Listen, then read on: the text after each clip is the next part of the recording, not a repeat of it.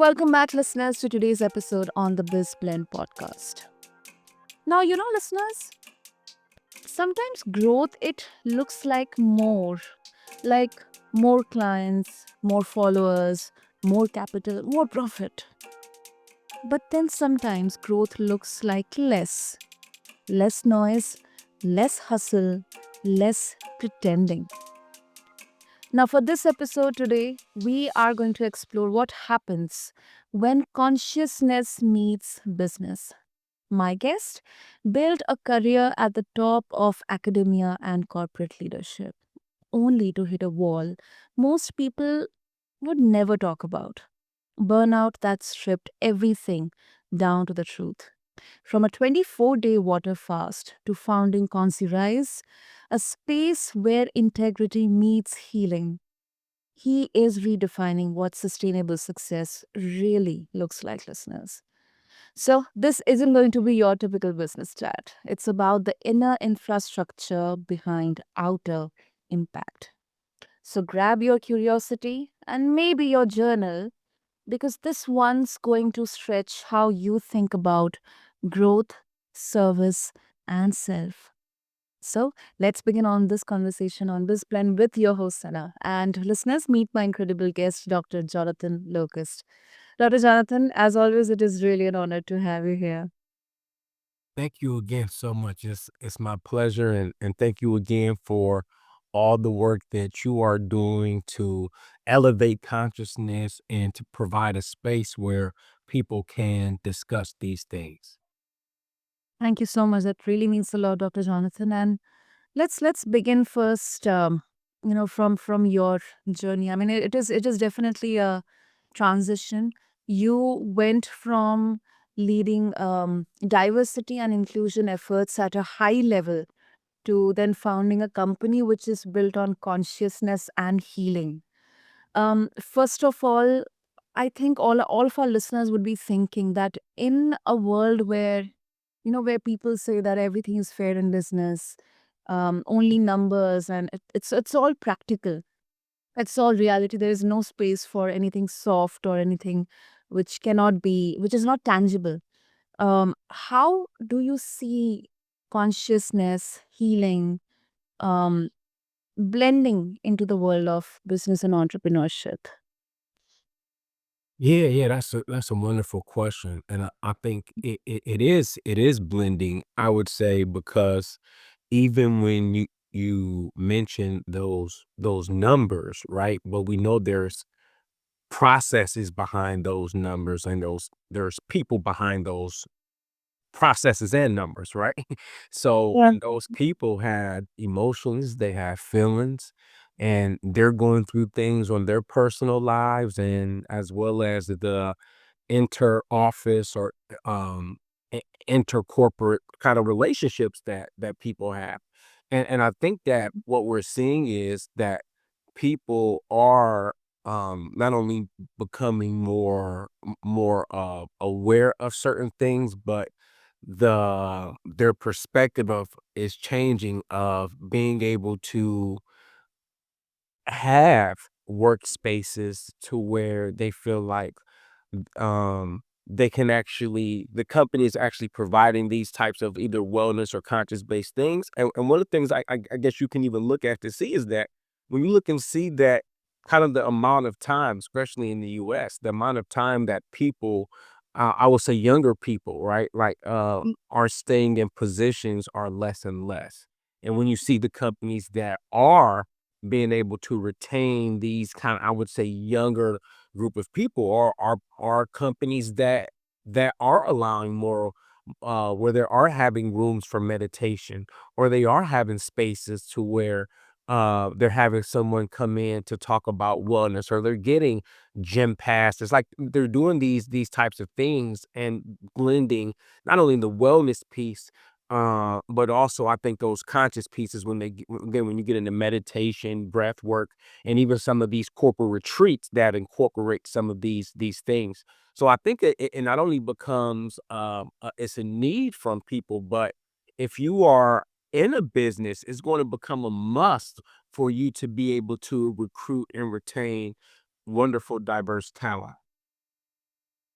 So I think that really hits deep, because um, even if it's about numbers or output at the end of the day, I think, and even if there are systems or structures or automations or AI or anything to put everything in place, I think the entire dynamics, the entire soul is driven, is built, is created by the people, the humans. And wherever it comes to humans and people, I think consciousness is something that cannot be ignored or overlooked or discussed about. Yes, I agree. I agree 100% that it's something that should not be ignored. But I think even when you look at Mhm. overall interest in these types of things, you see vast increases, right? So, and the Mhm. people, we may have talked about this, but it's not like consciousness doesn't necessarily has like kind of a definitive operational definition. It's one of those things that is researched, right? It's explored. But I think that people can say they've had experiences that are related to consciousness. And when you kind of think about those things that have garnered millions and billions of views just on YouTube, right? Things about when people are having psilocybin experiences or ayahuasca experiences or near death experiences or NDEs or hypnotic or hypnosis experiences. All Mhm. of these different experiences that they had that are tied to consciousness where they leave with some type of output of saying that they've had they feel a greater connection to people and to the universe or to their source, and we just see a greater kind of cultural interest in these types of things. And even you look and see like even in California, now psilocybin is going to be able to start being used. Psilocybin treatment Mhm. is going to be used to be able to help veterans, right? So these are things that are being explored in different ways, and these experiences are for sure conscious based experiences. So I do think that fortunately that there's going to be more of a even more and more of an intermixing of these types of concepts and experiences, because if you're having more people that are having these types of experiences and then they're working at either traditional companies, they're bringing these experiences inside the company whether they're talked about or not. But we know that experience becomes a part of their selves because of that identity, right? So being able to have a way for this to be able to flow. Yeah, absolutely. And also, and in your journey, I mean, when you look back, do you think that the burnout that you um, had to experience, that was inevitable, or could it have been avoided with a different system of leadership or a different approach? I think for me it was inevitable for for kind of a few reasons. For one, most people who are leaders um or entrepreneurs, we just work very, very, very, very hard. And you get to a point to where you can only work so much without having some type of balance, and burnout is going to be inevitable. I think the reason I say was also inevitable for me for that second piece is because of the strong lesson and conscious based lesson that I got from it. And it Mhm. was the need that I had to bring in these type of experiences to balance that work type of mentality and energy, right? We all know like things are our energy and we're energetic beings. And um in order for there to be certain things need to be in certain balances for things to operate efficiently, right? And to function the way they need to be. So for me, I think it was inevitable because I'm just a super, super hard motivated worker, but also the lesson that I learned was I believe tied to my experiential path, which then helped me be able to understand the gaps that I had in my lifestyle, which then I was able to then feel to have a more balanced lifestyle. Hmm. I agree. I agree. And I think sometimes the most important decisions or learnings or transformations, they come from either some some of the lowest points or moments from our life, um or some of the negative experiences as well.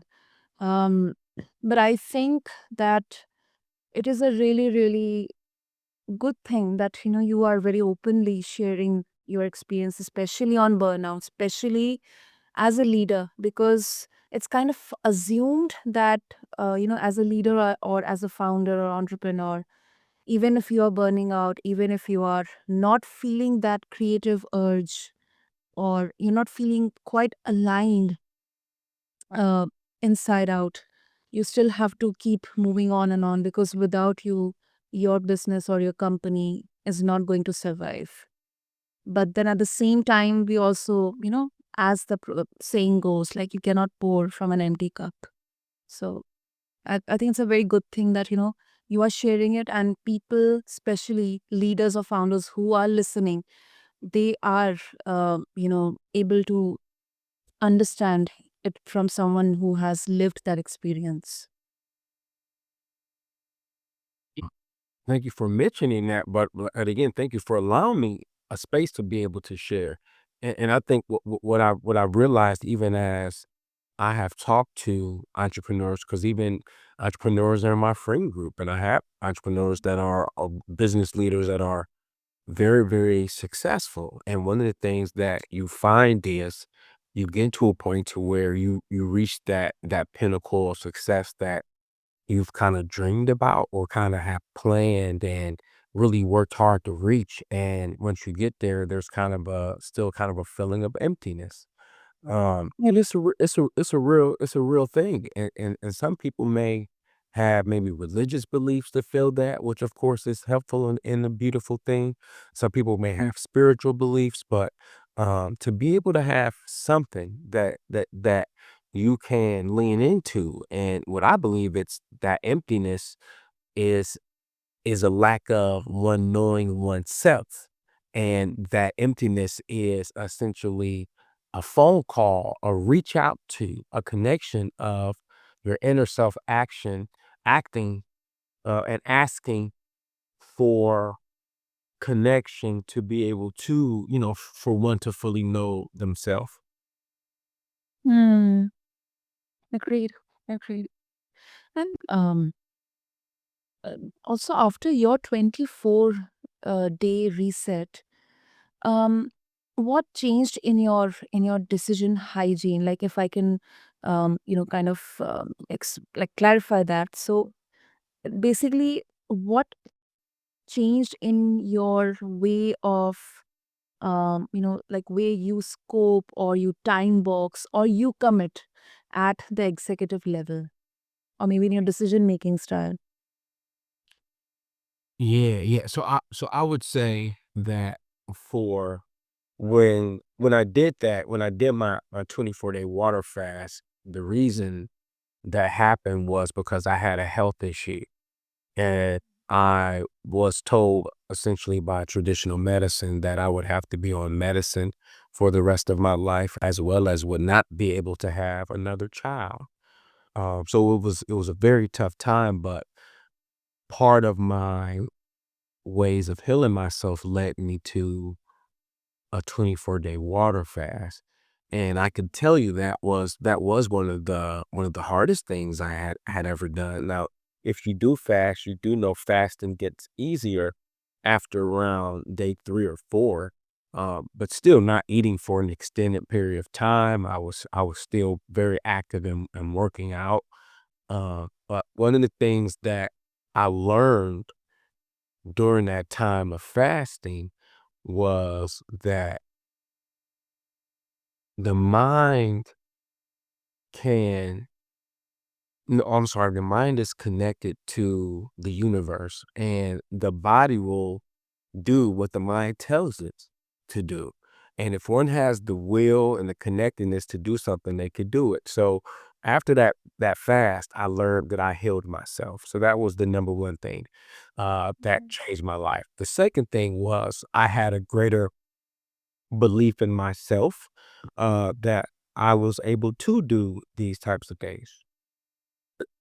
And that was what I would say started to change my leadership style was because I believe I became a better leader because I had a better belief in myself because I was the youngest president. I had people that reported to me that were older than me. So they're even going into it with some maybe some imposter syndrome. But after I was able to, you know, do these things and heal myself and lead a fast. I just had a greater belief in myself, which I believe made me a better leader because I had a better belief in myself as well as a better communicator because I could more efficiently communicate my ideas because they were coming from a place of honesty and more transparent. Mm, that is really, really impressive, Dr. Jonathan. And I also think that that 24-day fast now, um, we talk about stress. Sometimes it is kind of overused as well. But then and this is something that I heard from I took actually from a very interesting conversation I had with a guest on another podcast. He's 83 years young, and he talks about this interesting point about good stress and bad stress. So whether it's about body or mind, I think it is possible to have that harmony of us taking good stress, which makes us assess the reality, be prepared, um, hold ourselves accountable, and also become better leader and become a better person. And at the same time, there's bad stress as well, which we often talk about. So I think this entire reset, it not only changed you physically, but it holistically changed you as a human being. 100%. I mean, it certainly was, and I would say one of the things that it taught me, kind of to the point that you mentioned when you talk about like good stress and versus bad stress, I would say the thing that I believe in, and I'll mention this to your listeners because this was something that I learned in my healing journey, but I also learned is also parallel and relates to how many people are able to heal from cancer. So and one of the things that I was at an integrative health and cancer conference, and one of the some of the doctors there had talked about the journeys of people they heal from cancer. And one of the things that they talk about was they learn about quantum physics and quantum mechanics and things like that. And that becomes part of helpful in one's healing journey.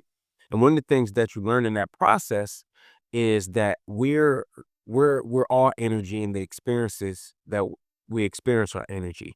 And those experiences are for the most part are neutral.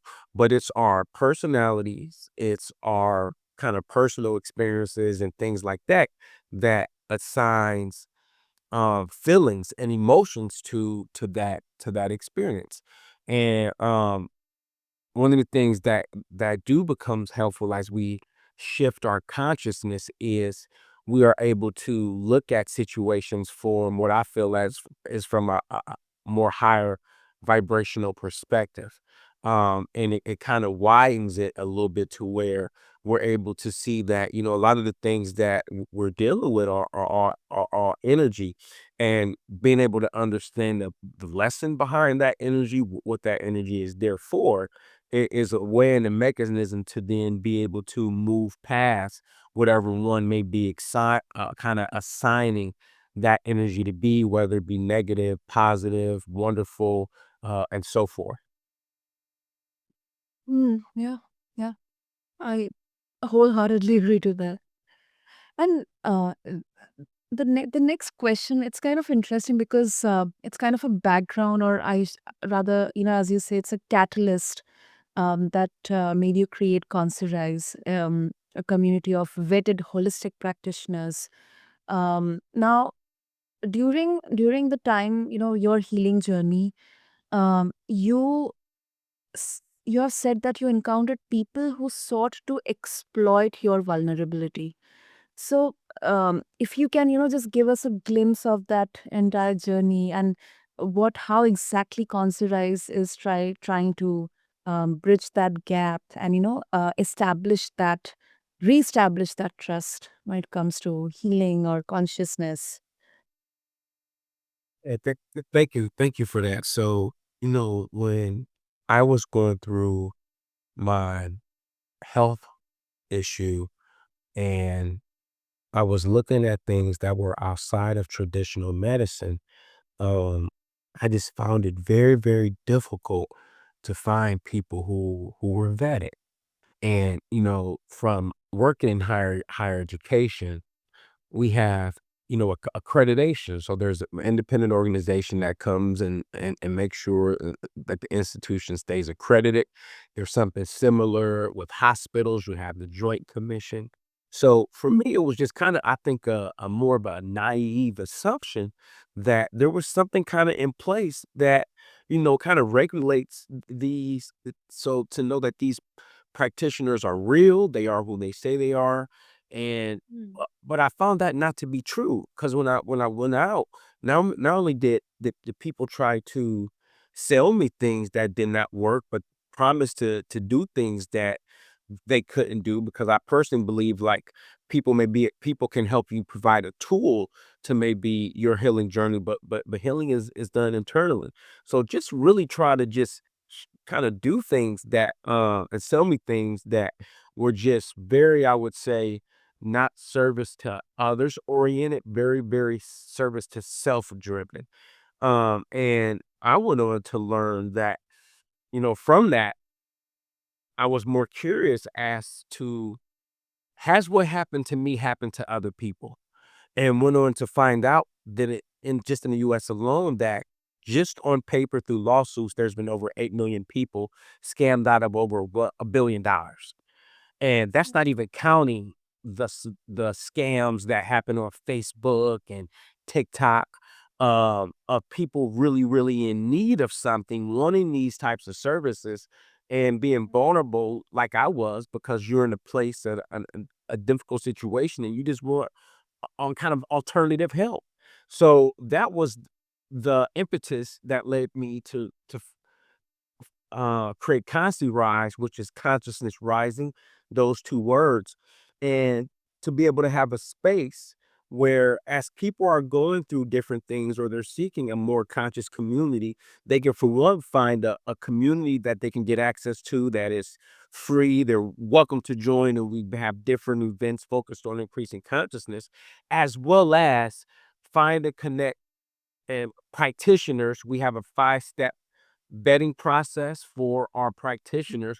That way, when you're dealing with someone real. And then we also have, I would say, one of the widest varieties of practitioners from Indian Vedic astrologers, from monk shamans to people who focus on hypnosis, holistic coaches, a large variety of experts offering specific service to them be able to help people through their different situations. Hmm. Very interesting. Very interesting.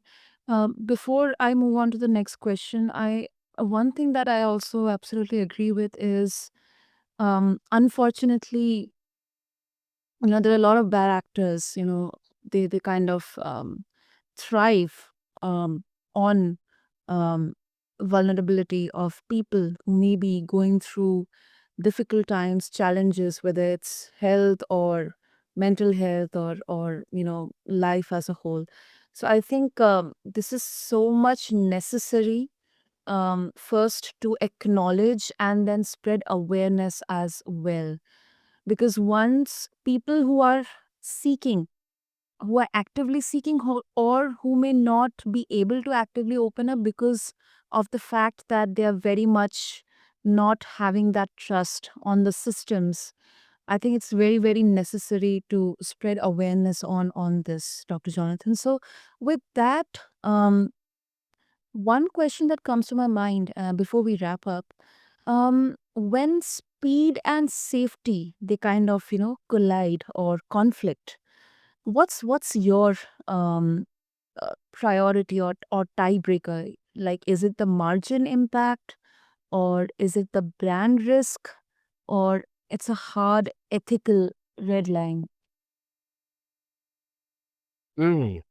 Um, I would say whenever it's kind of speed versus safety, uh, I would have to go with safety, especially with what kind of the industry that we're in. And the reason I say that is, you know, most of the time when we're dealing or with people who is our customer, these are folks who are experiencing a difficult time. So they may be going through a divorce.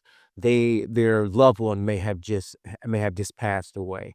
Any of there could be they may be going through a health issue like I was. So they're going through something, so we want to make sure that, that we are providing kind of the best of community, the best of service, the best of care to our customers because they're at their time going through something of very, very kind of great difficulty. And safety versus speed is what's best for the customer. And that's what we always want to do, is do what's best for our customer. Absolutely. Absolutely. I think that's the real moat for conscious businesses. It's not about the brand deck or the governance.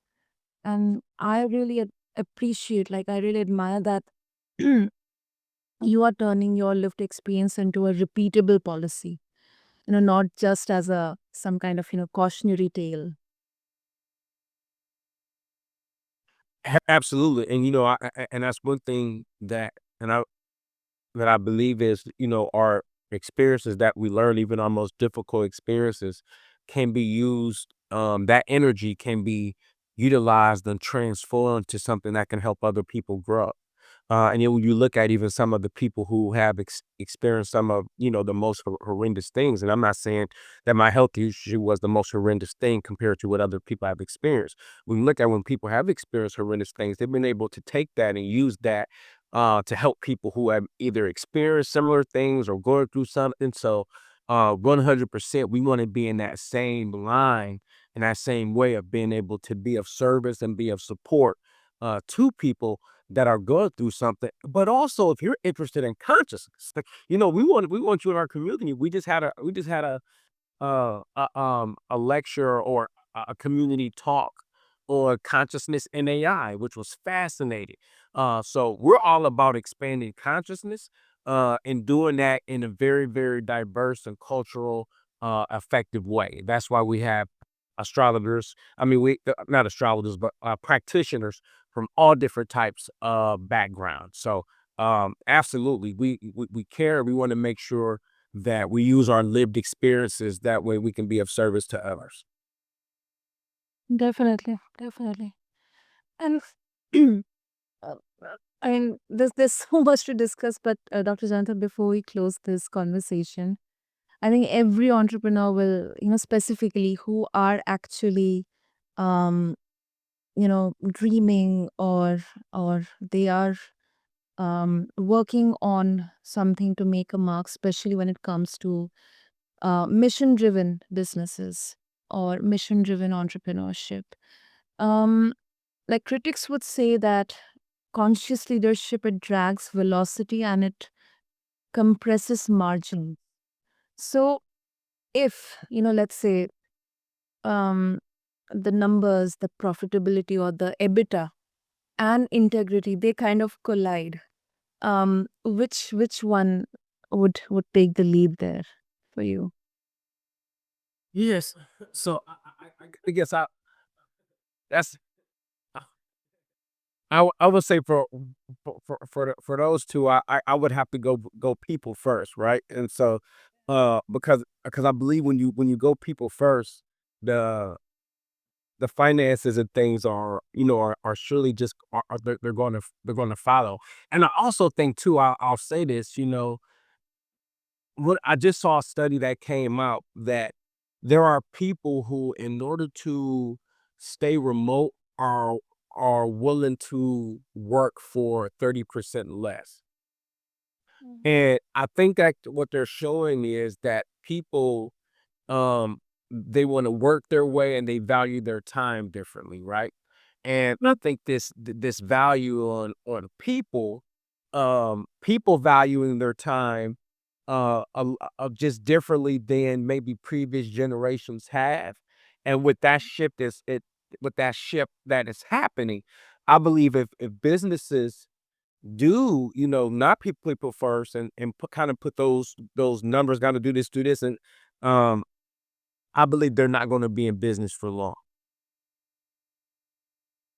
Yeah, absolutely. Absolutely. I think it is very specific because, everyone um, would say that, or everyone would love mission until it's month end or it's time to pay their bills. But I think um, for the people who would be a part, their entire thought process, their values, um, would be very specifically aligned with the mission and vision. So the energy would be entirely different, from what conventionally or traditionally we have been seeing when it comes to entrepreneurship or business. Yeah, yeah, 100%, and then, I mean, you're also kinda just looking at, a group of the workforce is significantly different as well, right? Like, the customer base is experience it it completely different, like, just people. I have a 4-year-old, and she has her own tablet. Not that she gets to use it all the time, but she has it for different learning activities that she's learning how to read and things, but the interactiveness and exposure of what she has access to learn at her fingertips is just different. So the customer is just just kind of a lot more savvier customers than others have been. And I'll kind of say this as well. You're also looking at people who, which I think having a background in education, this comes into place.